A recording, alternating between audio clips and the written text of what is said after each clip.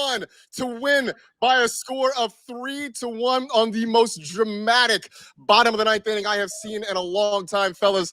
My heart rate is at unsustainable levels right now.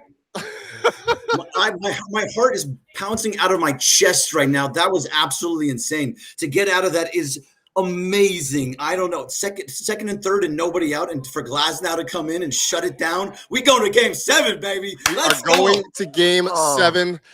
The inning began with Roki Sasaki hitting Alejandro Kirk on the wrist with a wild pitch, basically after an 0-2 count. Then gives up the double to Addison Barger, which, by the way, low-key, Parker, maybe one of the plays of the night is Justin Dean throwing his hands up on a ball that gets stuck under the fence. If he makes that play, if he chases that ball down, Miles Straw absolutely scores. You have a runner standing on third base. Who knows what happens?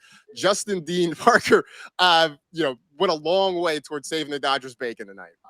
Justin Dean, that's what you're there for heads-up defensive plays. And that's one of the most heads-up defensive plays in the World Series. I mean, listen, they would have reviewed it. It would have been called, an intentional regardless. But the fact that he had the wherewithal to just go immediately, hey, and you kind of shut that Blue Jays crowd up. It was so good, and just I'm on cloud 9 right now. I mean, we're all running Blue Review from undisclosed locations right now. We're here. Bro, I'm still wearing half of a Halloween costume. I'm in my Halloween costume. Like, what are we talking about right now? Oh, I mean, Greg, this thing started. It looked bad from the beginning. I put in the text chat after that top of the first inning that they looked like they were in trouble because that first inning, 3 strikeouts, 3 guys who just did not have a clue against Kevin Gausman. I mean, it looked bleak in the first couple of innings.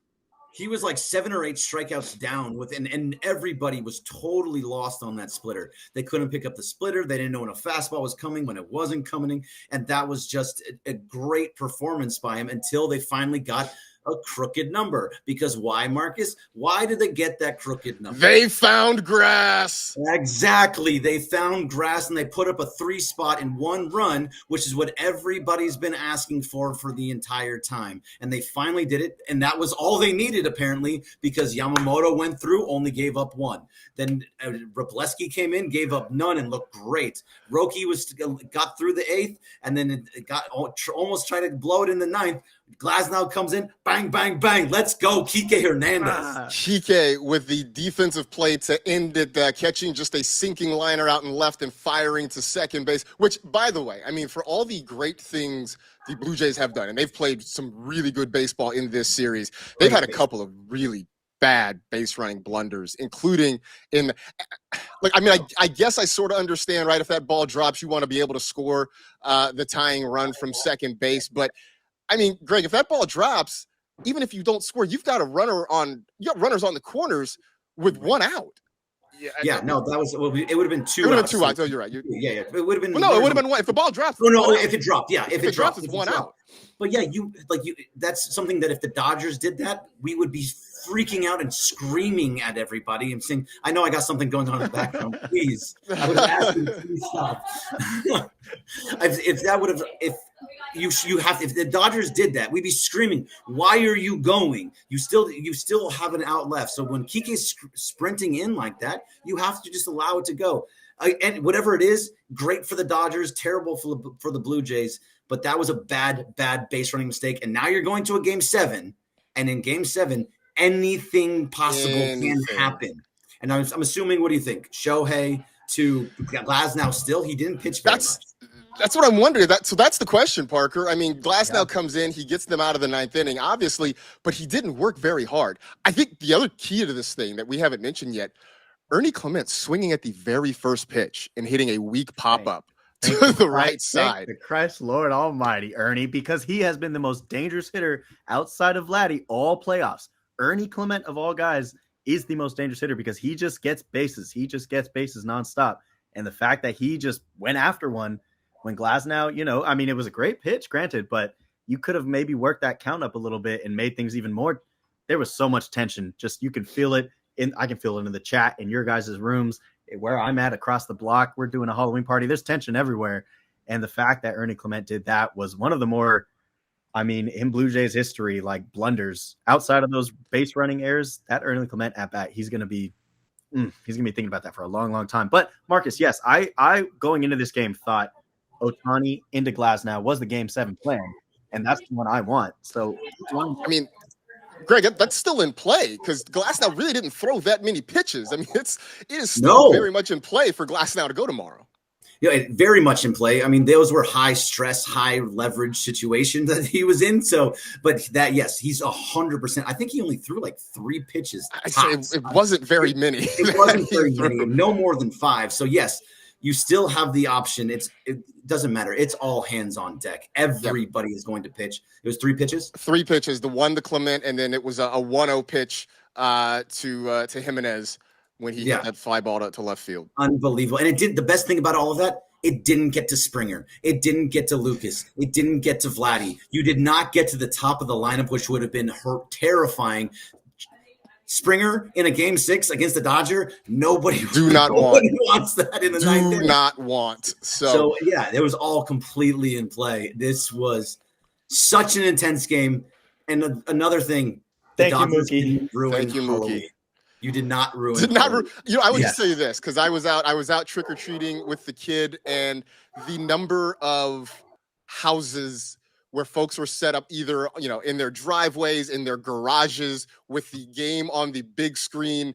I got a text from a friend who said there was somebody driving around his neighborhood in a golf cart with a screen set up on the back of the golf cart showing the game. I mean, the entire city obviously very locked in on Game 6, and it ends up being a happy Halloween for Los Angeles. I mean, a night, guys, where the offense really didn't do much. They did just enough, and maybe just as importantly, Mookie Betts finally getting it done after what's been a really awful World Series, a big 2-run single in that 3-run third. That's the 2-run single, and also the walk. I know that Teo, with just the most horrendous at-bat I've ever seen, did nothing with the bases loaded. Which one? Well, the one at the 8th inning when he struck out with the bases loaded on 4 pitches that were nowhere near the strike zone, any single one of them. Mm-hmm. But either way, Mookie came through when he was needed in that 3-run inning. Oh, man, I'm just so happy that we get to watch baseball for one more day. Dia de los Muertos. Mookie comes back from the dead, guys. Just when we needed it. I mean, it was so big to see that because what that means for Game 7 is that sure, I see JB in the chat. No hits since the 3rd inning, 3 hits total. Okay, sure. Let's not get negative right now, but this isn't the time for that. But yes, he has a point, sure. But at the same time, the confidence of A, winning that game, and B, seeing Mookie get the runs that went across, that is huge because those are the things that we asked for going into this series. Mookie, A, get hot, and B, score early, before this game. And they did just that. So here we are. Mookie Betts, thank you so much for not ruining Halloween. I can get to my red solo cups later. Happy. It's not going to be a depressed red solo cup. And gosh, we're just feeling good out here in LA and all across Dodgers Nation. All right. So tomorrow, obviously, we know everybody's available, right? I mean, there literally there are no more games. There is no tomorrow after first pitch on Saturday. So, Greg, is it Shohei into Glasnow? Is it Glasnow into Shohei? What's the order that you think Dave's going to go with? So I think if it's me, Glasnow has been rested the longest, so it would make sense to go in. But I go Shohei into Glasnow so you can have Shohei for as long as he can feel he can go, and then you can keep him in the game. If you put him in later and he has to go out, you have to put him in the outfield, and that becomes a whole different thing where he hasn't played. But it's Game 7. If Dave feels that Glasnow is his best option, he's the best option to go out there and get a W against Max Scherzer, you go with Glasnow. I personally would go Shohei to Glasnow, but I wouldn't be surprised if they go Glasnow to Shohei because if you look at what's going on for the rest of this team, everybody is out still. I mean, Snell, I bet you will be available after that. I would think if they need him for a hitter or two, he's available. If that's what they need, as long as he needs to go, he will. I think you're going to see the stars come out. You're not going to see a Robleski or a Will Klein, or I don't even think you see Roki at this point. If you want me to be honest.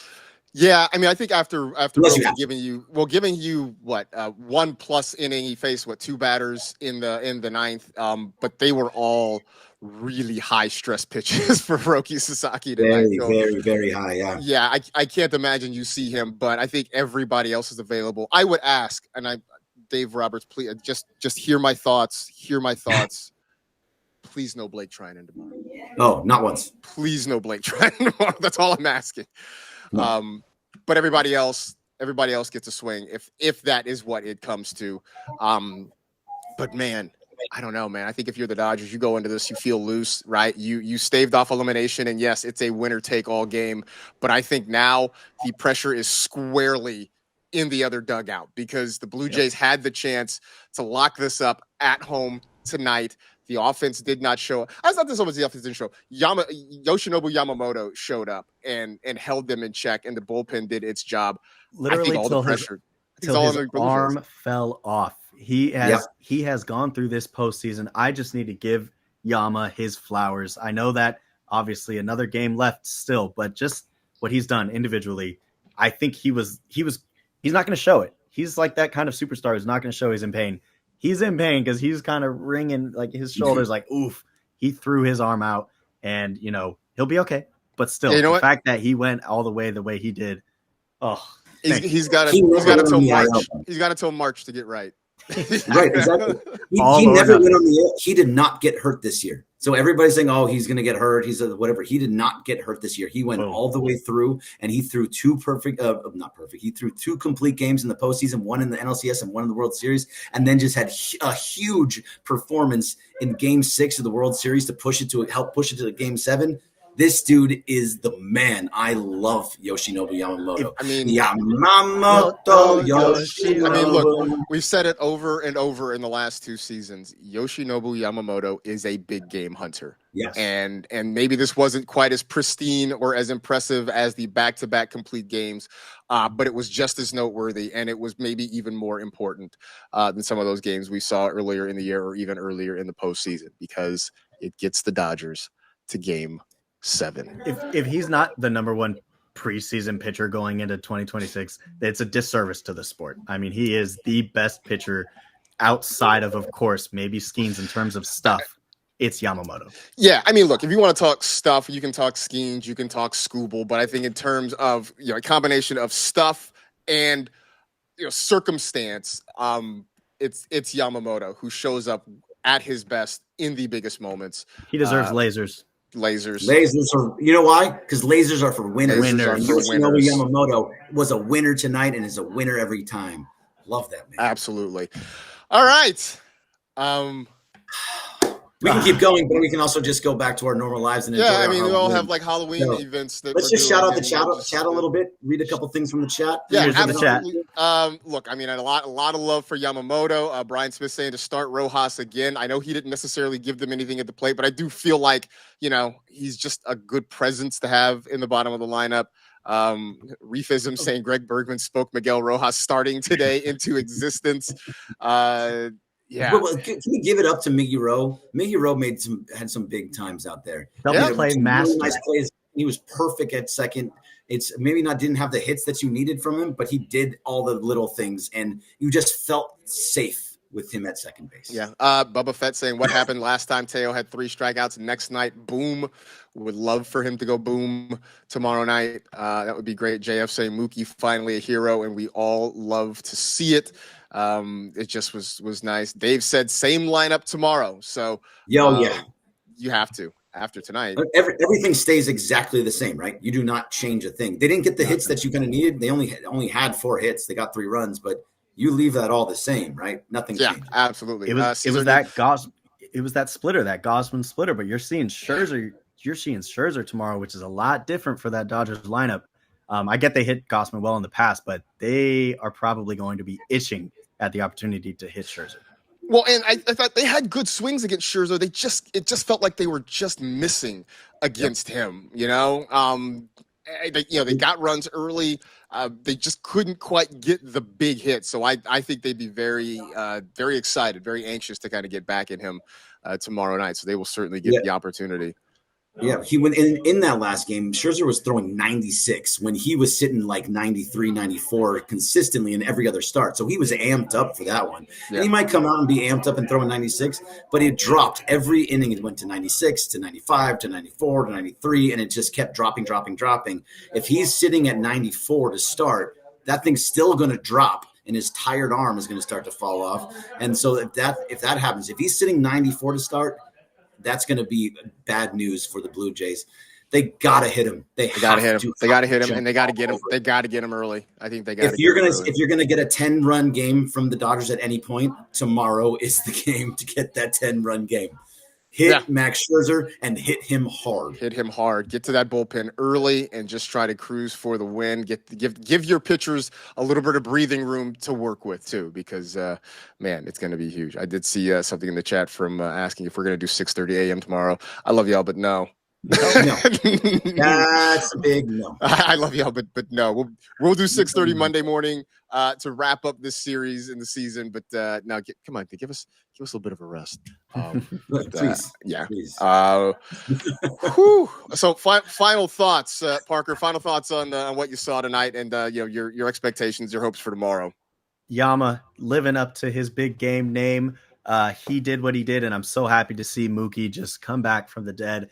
I mean, it was just honestly emotional. I nearly shed a tear just seeing him get that hit because of his post-game comments. When he gets like that, it's so tough because you just want to tell him, you just want to give him a hug and be like, dude, you're an MVP. You are Mookie Betts. And he showed us that early in the game. So shouts out to Mookie, and looking forward to tomorrow. One game is all you got to do. Just get that W no matter how you can. It doesn't matter if you're diving here, diving there, you're running into people. I don't care. You're getting a win however you can, Greg. Yeah. Anything you can do. It's all hands on deck. Game 7, the two best words in sports. It's time to watch Game 7. And I really want to see the bottom of the lineup really step up tomorrow. I'd love to see somebody that we've never even thought of win the MVP.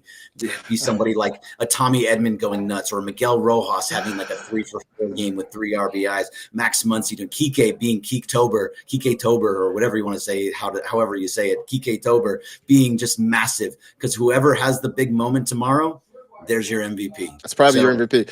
Although I will say, if the Dodgers do win tomorrow, Yamamoto, I think gets a lot of looks for that MVP award, and he would absolutely deserve it. Look, I feel good. I feel good about tomorrow. I mean, I know that we've spent the last couple of days trying to keep the vibes up, trying to be positive, because like I said, believing and having faith is all that we can do. That is our only job as the fan base, is just to believe. I feel good about tomorrow. This team, the last couple of years, has stepped up and figured out how to win. They don't always play their best baseball, but they seem to figure out how to win when they have to. Tomorrow is a have to win situation. I think this team's going to figure something out. We know we've seen Yamamoto step up in big situations. We know that Shohei loves the spotlight, which, side note to all this, how Shohei Ohtani reaches out and with one hand hits a ball that one hops the wall in left center field. I thought it was out. I was like, oh, that was just a little pop-up. And I was like, oh, my God, it's still going. It's still in the air. It's still going. It's not going to go out. Oh, my God, it's a double. Sitting on the couch with my dad watching that, we were both like, how did he do that? Like, that's – human beings can't do that sort of thing. But Shohei Ohtani can. I think he shows up. I think this team figures something out, and I think they win. And I think we'll be talking about a back-to-back World Series champion. So, everybody, we get to have a happy Halloween. Happy Halloween, everybody. Happy Halloween. Tomorrow night, Game 7 of the World Series. The baseball season will begin and end outside of the United States, and the Los Angeles Dodgers will be involved in both of them. 5:10 scheduled first pitch time. Max Scherzer taking the ball for the Toronto Blue Jays. At this moment, TBD for the Dodgers, but very likely could be Shohei Ohtani. Either way, we'll be back with you bright and early at 6:30 a.m. to talk about it here on the ESPN LA YouTube channel. Thank you so much, so much, all of you, for being here in the chat and jumping in and participating. We are so grateful that you all have been so supportive of this show over the last couple of years, especially with the move to the morning and doing the post game shows. We certainly appreciate it, Parker. Thank you. Are you looking at a garage? I mean, I should say that I'm in a garage too. So no shame. Whose garage? Doesn't No matter. shame. Dodgers win. No shame. Let's go get drunk, people. It's Friday night. Getting us up for it. Thanks everybody in the chat. For Parker Bell, for Greg Bergman, I am Marcus Grant. This has been the Blue Review presented by LAX. Game 7 tomorrow. We will talk to you on Monday. Go Dodgers. Let's bring this one home, everybody. Have a good night. Ya. Be safe. Have a good night, y'all. Happy holidays.